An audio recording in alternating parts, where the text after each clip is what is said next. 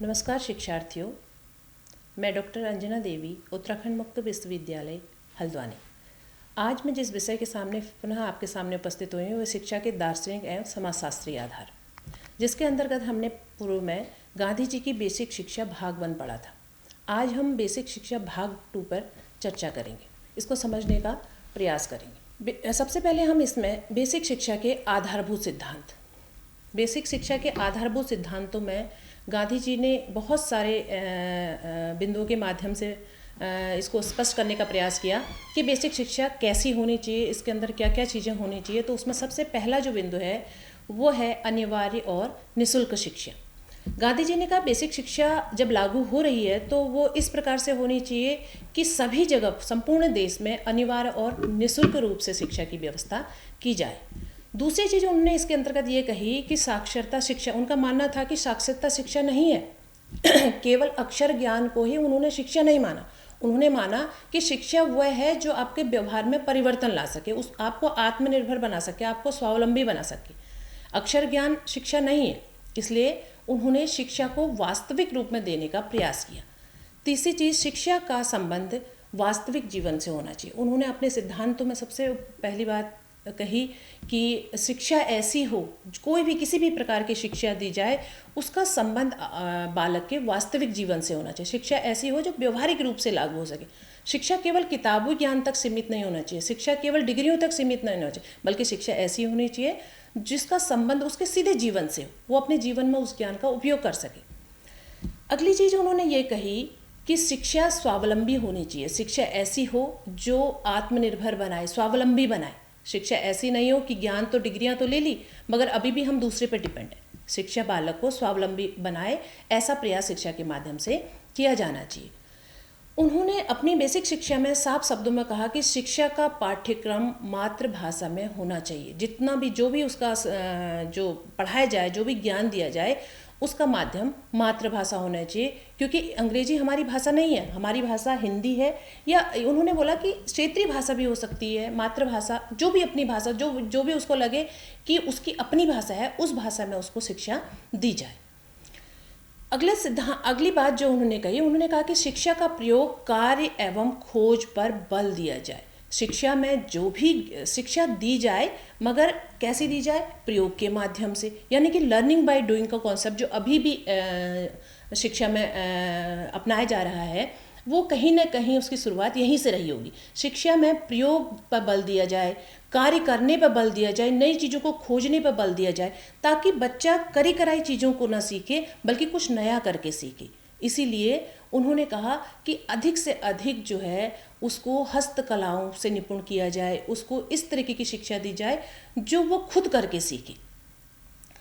सत्य, अहिंसा और सर्वोदय का सिद्धांत, अगला जो सिद्धांत दिया उन्होंने कहा कि सत्य के मार्ग पर, सत्य की खोज, सत्य ज्ञान, सत्य हमेशा बलवान होता है।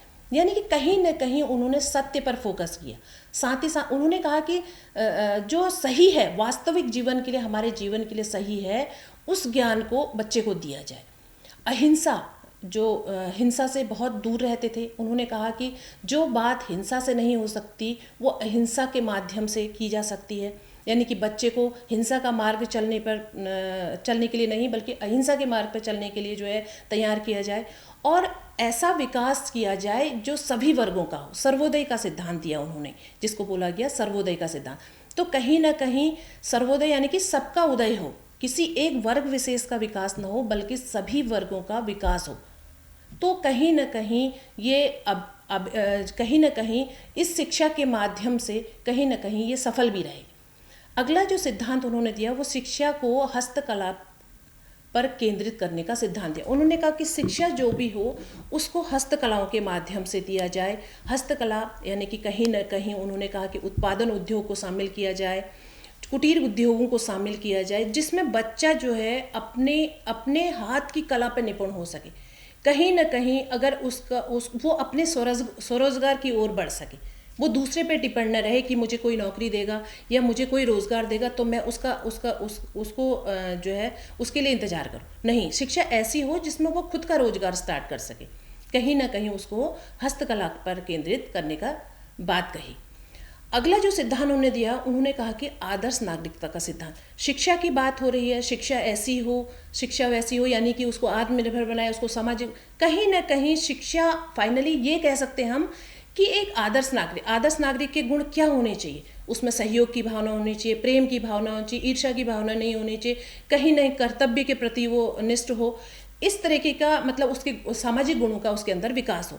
तो कहीं ना कहीं आदर्श नागरिक बनाने की तैयारी में की बात वो करते हैं कि शिक्षा ऐसी हो जो उसको एक आदर्श नागरिकता की ओर लेके जाए। ये बेसिक शिक्षा के जो आधारभूत सिद्धांत थे, वो कहीं ना कहीं ये दिखाता है कि गांधी जी ने किस प्रकार की शिक्षा की कल्पना की थी। उस शिक्षा में ये सारी चीज़ें सम्मिलित की जानी चाहिए। बात करते हैं बेसिक शिक्षा के उद्देश्य की। जो बेसिक शिक्षा का कॉन्सेप्ट आया, बेसिक शिक्षा के लिए इतनी सारी समितियों के सुझाव आए, बेसिक शिक्षा के लिए एक प्रॉपर रूपरेखा तैयार की गई, तो उस बेसिक शिक्षा के उद्देश्य क्या थे? सबसे पहला जो उद्देश्य था वो बालकों में नागरिकता के गुणों का विकास करना। यानी कि एक बालक है, वो समाज का अभिन्न अंग है, आने वाले समय का भविष्य है वो। तो कहीं ना कहीं हम शिक्षा ऐसी हो जो बालक में एक अच्छे नागरिक बनने के गुणों का विकास करे। अच्छे नागरिक बनने के गुणों का विकास कहने का मतलब है कि उसको अपने कर्तव्य पता होने चाहिए, उसको सहयोग की भावना चाहिए, प्रेम की भावना चाहिए, एक सत्यनिष्ठता, सत्य के मार्ग पर चलना, कहीं ना कहीं एक पूरे समाज को एक साथ लेकर चलने की भावना उसके अंदर होनी चाहिए। केवल अपने विकास की बात नहीं, बल्कि पूरे समाज की विकास। तभी एक अच्छा नागरिक बन सकता है जो वो अपने हितों के साथ साथ दूसरे के हितों का, पूरे समाज के विकास की बात करे। तो बालक ऐसा होना चाहिए जो एक अच्छा नागरिक बन सके। ठीक है। दूसरा जो उद्देश्य था शिक्षा का, वो था बालकों को आत्मनिर्भर बनाना। शिक्षा तो ले ली, शिक्षा तो हर कोई व्यक्ति लेता है, लेकिन शिक्षा ऐसी हो जो आत्मनिर्भर बनाए। डिग्रियां लेने के बाद भी वो इंतजार कर रहा है कि कोई मुझे नौकरी देगा, इस प्रकार की शिक्षा की बात उन्होंने नहीं कही, बल्कि शिक्षा ऐसी हो जो बच्चा ज्ञान प्राप्त करने के बाद वो स्वयं के अपने रोजगार, यानी कि अपने लिए तो रोजगार तैयार करे ही करे, साथ ही साथ समाज के अन्य लोगों के लिए भी रोजगार प्राप्त करने का जरिया बन सके। तो कहीं ना कहीं आत्मनिर्भरता की बात उन्होंने कही। तीसरा जो उद्देश्य था, बालकों में नैतिक विकास। अब विकास की बात हो रही है, उसके अंदर जो है नागरिकता के गुणों की विकास हो रही है, उसे आत्मनिर्भर बनाने की विकास हो रही है। तो ये सारे विकास तब तक सार्थक नहीं होंगे जब तक बालक का नैतिक विकास नहीं होगा। तो इसलिए उसने जो है गांधी जी ने ये कहा कि बालक में नैतिकता होना भी बहुत ज़रूरी है। तो कहीं ना कहीं उनकी इन बातों में कहीं ना कहीं उनके अंदर जो गीता दर्शन था उसका भी प्रभाव देखने को मिलता है, क्योंकि वो उसको गीता दर्शन को बहुत ज़्यादा से प्रभावित थे। तो बालकों में नैतिक विकास बहुत आवश्यक है। नैतिक विकास होने के बाद ही माना गया है कि अन्य विकास भी संभव है।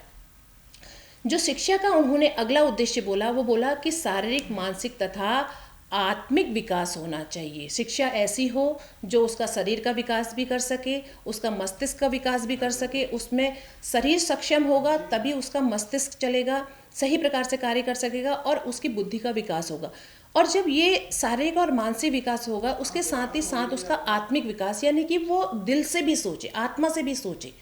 कहीं ना कहीं गांधी जी का जो दर्शन है वो कहीं ना कहीं आदर्शवाद से प्रभावित है। तो कहीं ना कहीं वो ईश्वर को भी मानते थे। तो उनका मानना, आदर्शवाद का मानना है कि हर व्यक्ति में ईश्वर का वास होता है। तो कहीं ना कहीं उस आत्मा में जो ईश्वर का वास है, उसके बालक उसका ज्ञान करे, उसकी क्षमता को समझे कि मेरे अंदर भी ईश्वर का अस्तित्व है। तो कहीं ना कहीं मैं एक प्योर सोल हूँ, कहीं ना कहीं मेरे अंदर भी बहुत सारी क्षमताएं हैं। तो शिक्षा का उद्देश्य था कि उसके सारे विकास और मानसिक विकास के साथ साथ उसका आत्मिक विकास भी करे। अगला जो उद्देश्य है वह है बालकों को जीविकोपार्जन की शिक्षा देना। शुरुआती समय से जब से गांधी जी ने जो है बेसिक शिक्षा की बात कही, उन्होंने कहा कि बच्चे को जो है इस बेसिक शिक्षा दी जाए, बेसिक शिक्षा के अंदर ये पाठ्यक्रम दिए जाए। तो उसका पूरा उद्देश्य हम ये समझ सकते हैं कि ये कह सकते हैं कि बालक ऐसा तैयार किया जाए जो अपनी जीविका का अर्जन स्वयं कर सके, यानी कि उसको कहीं ना कहीं इस प्रकार के हस्तकलाओं से निपुण किया जाए, उसको इस प्रकार के प्रशिक्षण दिया जाए, उसको इस प्रकार के कौशलों से युक्त किया जाए कि वो अपनी जीविका को आराम से अर्जन कर सके। अपनी जीविका का अर्जन करने के साथ साथ भी वो समाज का विकास भी कर सके। जो अगला उद्देश्य है वो है सर्वोदय समाज की स्थापना। गांधी जी का मानना था कि शिक्षा ऐसी हो जिसमें समाज के सभी वर्ग, जो समाज विभिन्न वर्गों में विभक्त है, उन वर्गों को एक समान माना जाए और सभी का एक समान विकास हो। जब जब एक व्यक्ति का विकास होगा, एक समाज का विकास होगा, एक राष्ट्र का विकास होगा, तो निश्चित ही हमारा पूरा विश्व जो है एक परिवार के समान, एक परिवार की तरह विकास करेगा। तो कहीं ना कहीं बेसिक शिक्षा के उद्देश्यों को लेकर गांधी जी ने बहुत बहुत अच्छी धारणाएं दी। उन्होंने कहा कि सर्वोत्तम गुणों का विकास होना चाहिए। जो बालक है उसके अंदर जो सर्वोत्तम गुण है उनका सर्वांगीण विकास होना चाहिए, क्योंकि बालक के अंदर असीम जो है क्षमताएं निहित हैं। उन क्षमताओं का विकास करना है, उसको पहचान कर, उसकी क्षमताओं को पहचान कर उसको सही दिशा में लेके जाना है। यही शिक्षा के उद्देश्य है, ताकि बच्चा जो है कहीं ना कहीं आत्मनिर्भर बन सके, अपने जीविकोपार्जन का साधन जुटा सके और अपने साथ ही साथ समाज का विकास भी कर सके। इसके बाद हम बात करते हैं जो बेसिक शिक्षा का जो पाठ्यक्रम निर्धारित हुआ, जो पाठ्यक्रम की रूपरेखा तैयार हुई, उस पर बात करते हैं। बेसिक शिक्षा का जो पाठ्यक्रम है उसमें बहुत सारे विषयों को शामिल किया गया, उनके शिक्षण की व्यवस्था की गई, जिसमें आधारभूत शिल्प को सबसे ऊपर रखा गया। आधारभूत शिल्प जिसके अंदर कताई, बुनाई जो है, कास्ट कला हो गई, मिट्टी का काम हो गया, बागवानी हो गया और अन्य स्थानीय उद्योग जो भी उस समय पे वहाँ पे कुटीर उद्योग, स्थानीय उद्योग के रूप में विकसित हो रहे थे, उनका सही प्रकार से, देखो चल तो रहे थे वो उद्योग, जितना कार्य कर रहे थे, लेकिन अगर बालक को सही प्रकार से प्रशिक्षण दिया जाए तो उनमें उत्पादन और अच्छा होगा और कहीं न कहीं उससे आर्थिक महत्व भी प्राप्त होगा। और आर्थिक महत्व जब प्राप्त होगा तो बालक की स्वयं की आर्थिक स्थिति, सामाजिक स्थिति भी सुधरेगी और साथ ही साथ समाज का भी विकास होगा। तो उन्होंने आधारभूत शिल्प को विशेष रूप से इसमें महत्व दिया। उसके साथ ही साथ जो विषय उन्होंने दिए, मातृभाषा दिया, गणित, क्योंकि व्यवहारिक गणित बहुत हर बच्चे के लिए आवश्यक है। मातृभाषा का ज्ञान तो उसको सही प्रकार से दिया ही जाए, साथ ही साथ गणित का ज्ञान दिया जाए, सामाजिक विषय जिसमें इतिहास, भूगोल, नागरिक शास्त्र, इन सारे विषयों का उसको ज्ञान दिया जाए। जो सामान्य विज्ञान है, सामान्य विषय है, उसमें जो है जीव विज्ञान हो गया, वनस्पति विज्ञान हो गया, रसायन विज्ञान, भूगर्भ विज्ञान और मानव व शरीर विज्ञान, इन सब का ज्ञान जो है बालक को देना अनिवार्य है। चित्रकला को शामिल किया गया। संगीत जो बहुत ज़रूरी है, क्योंकि संगीत के माध्यम से व्यक्ति में कहते हैं कि एक तरीके से मानसिक संतुलन बना रहता है। संगीत में इतनी पावर होती है कि वो बहुत मनुष्य के जो बालक का जो व्यवहार है उसमें परिवर्तन ला सकता है। तो कहीं ना कहीं संगीत बहुत आवश्यक था। हिंदुस्तानी जो है, जिन लोग हिंदी, जिनकी मातृभाषा हिंदी नहीं है, उनको हिंदी, हिंदुस्तानी भाषा, जिसमें उन्होंने पहले भी कहा कि जो है हिंदुस्तानी भाषा को शामिल किया जाए। और साथ ही साथ स्वास्थ्य विज्ञान बहुत ज़रूरी था। स्वच्छता, व्यायाम और खेलकूद को स्वास्थ्य विज्ञान के अंतर्गत जो है उसका ज्ञान दिया जाए कि किस प्रकार से हम अपने आसपास में स्वच्छता का ध्यान रख सकते हैं, समाज को स्वच्छ रख सकते हैं। और व्यायाम जो हमारे शरीर को स्वस्थ रखने में मदद करता है। खेलकूद जिसमें जो है बहुत सारे हमारा डेवलपमेंट होता है, जो है समूह की भावना, एकता की भावना, परस्पर सहयोग की भावना, कहीं ना कहीं ये सारी चीज़ें हमारे स्वास्थ्य को प्रभावित करती हैं। तो इसलिए उन्होंने कहा कि स्वास्थ्य विज्ञान को भी पाठ्यक्रम में सम्मिलित किया जाए। अब बात करते हैं, गांधी जी ने बहुत सारे चीज़ें बेसिक शिक्षा के अंतर्गत, उसके सिद्धांतों के अंतर्गत समझाया, उसके उद्देश्यों के अंतर्गत समझाया। तो कहीं ना कहीं अब हम आगे बढ़ते हैं बेसिक शिक्षा की समीक्षा की ओर की। बेसिक शिक्षा के अंतर्गत क्या क्या चीज़ें जो है आज भी हमारे समाज में योगदान दे रही हैं, कहीं ना कहीं हमारे लिए सकारात्मक पक्ष के रूप में सामने आई हैं, तो उस पर बात करते हैं। जब सन 1940 और 47 की अवधि में कई प्रांतों में जो बेसिक शिक्षा की पाठशालाएं थी बहुत उत्साह के साथ खोली गई, यानी कि बेसिक शिक्षा का जो कॉन्सेप्ट आया तो 40 और 47 के आसपास में, तो उस समय पे काफ़ी संख्या में जो है इसके लिए बेसिक शिक्षा के लिए पाठशालाएं खोली गई और चली भी। 1947 to 60 जो है भारत जिसमें स्वतंत्र हुआ था, उस समय में जो मौलाना आज़ाद और जो KL श्रीमाली थे, उन्होंने शिक्षा जो मंत्रित्व के कार्यकाल में बेसिक शिक्षा को प्रसारित करने में बहुत अहम भूमिका निभाई। उन्होंने बहुत सारे कार्य किए इन्होंने, और काफ़ी विकास भी करी, पाठशालाएं खोली गई और उनका विकास भी हुआ।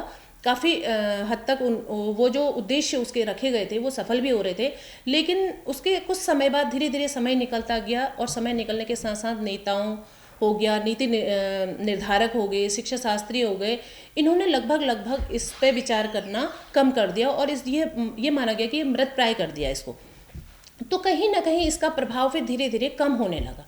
अगर हम बेसिक शिक्षा की समीक्षा के अंतर्गत सबसे पहले इसके योगदान की बात करें, इसके सकारात्मक पक्ष की बात करें, तो सबसे पहला जो उपलब्धि है हमारे लिए कि यह जो है जीवन उपयोगी शिक्षा है। ये शिक्षा ऐसी है जिसका संबंध सीधे श्रम से जोड़ा गया है। जीवन यानी कि शिक्षा को सीधे जीवन और श्रम से जोड़ा गया है। कहने का मतलब कि ये शिक्षा ऐसी है जो हमारे जीवन स्तर को उठा सकती है, ऊपर उठा सकती है, हमें आर्थिक रूप से सक्षम बना सकती है, हमें सामाजिक रूप से सक्षम बना सकती है। और दूसरी चीज़ इसके अंतर्गत कि हम श्रम के प्रति जो है हमारे मन में श्रद्धा का भाव, ये जो बेसिक शिक्षा है इसकी देन है कि हम कोई भी व्यक्ति, समाज का जिसको भी आर्थिक स्थिति कमज़ोर थी, उन लोगों ने इसको बहुत मन से स्वीकार किया और अपना जो है श्रम के प्रति जो श्रद्धा भाव था, जो महत्व देखा गया श्रम का, वो कहीं ना कहीं उनको मदद मिली उसके लिए। दूसरा जो अगर योगदान की बात करें तो इसमें सर्वांगीण विकास की बात करेंगे, क्योंकि बालक का ये जो शिक्षा थी वो केवल बालक के मानसिक विकास की बात नहीं करता, बल्कि शरीर, मन और आत्मा तीनों का संतुलित विकास की बात करता है। केवल क्योंकि शिक्षा का अगर मुख्य उद्देश्य देखा जाए तो बुद्धि का विकास।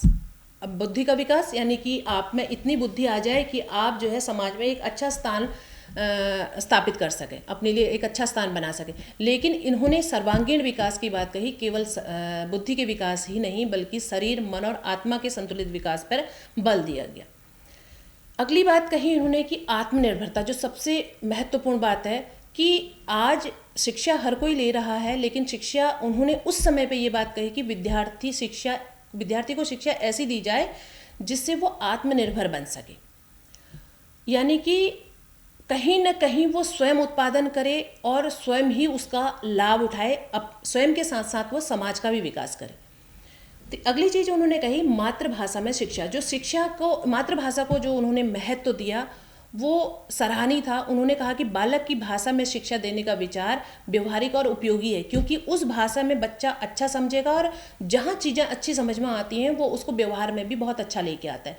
तो कहीं ना कहीं ये हमारे लिए बहुत उपयोगी था। मूल्यपरक शिक्षा, उन्होंने ये कहा कि शिक्षा बहुत अच्छी बात है, शिक्षा सबको मिल रही है, वो भी बहुत अच्छी बात है, लेकिन शिक्षा ऐसी हो जो सत्य, अहिंसा, सहयोग, अनुशासन जैसे गुणों का विकास करे। सत्य शिक्षा ऐसी हो जो केवल हित ना देखे, बल्कि ऐसा हित हो जो सत्य के मार्ग पर चल के मिले, अहिंसा के मार्ग पर चलिए, दूसरों को साथ लेकर चले, अपने आप को अनुशासित रख के प्राप्त हो। ऐसे गुणों का विकास जो है मूल्यपरक शिक्षा के द्वारा ही प्राप्त किया जा सकता है, ऐसा उनका मानना था। और कई हद तक ये शिक्षा अभी भी समाज में प्रभावी है। अगला जो बिंदु है वो है समानता का भाव। उन्होंने सर्वोदय का जो सिद्धांत दिया उसका एकमात्र उद्देश्य यही था कि सबको समान माना जाए, सभी वर्गों को समान अवसर, वर्ग भेद यानी कि कहीं न कहीं असमानता मिटाने की उन्होंने कोशिश करी। उन्होंने कहा सर्वोदय यानी कि सबका विकास हो, सबका हित हो और सभी लोग समान रूप से एक समान विकास करें। तो समानता का भाव कहीं न कहीं गांधी जी की एक महत्वपूर्ण देन है।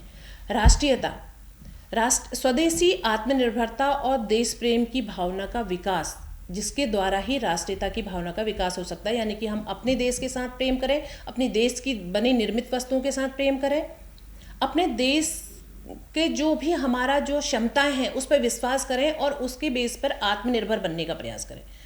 और ये सारी चीज़ें होंगी तो निश्चित ही देश प्रेम की भावना बढ़ेगी ही बढ़ेगी, जिससे हम राष्ट्रीयता की ओर बढ़ेंगे। किसी भी वस्तु के दो पहलू होते हैं, सकारात्मक और नकारात्मक। तो इसी प्रकार गांधी जी की बेसिक एजुकेशन के भी कुछ सीमाएं हैं।